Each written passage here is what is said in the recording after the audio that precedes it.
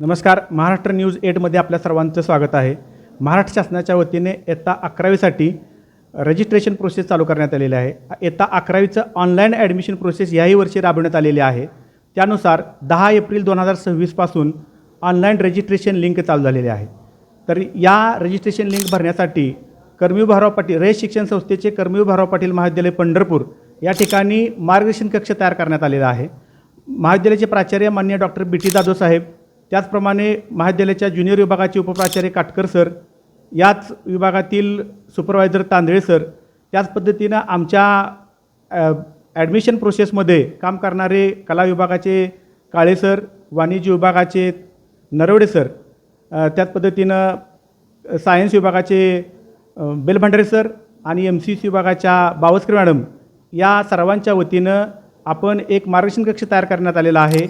आणि या मार्गदर्शन कक्षामध्ये इयत्ता 11वी ऑनलाईन ॲडमिशन प्रोसेसचं रजिस्ट्रेशन प्रोसेस या ठिकाणी आपण फॉर्म भरण्याचे विद्यार्थ्यांना माहिती देण्यासाठी कक्ष तयार केलेला आहे.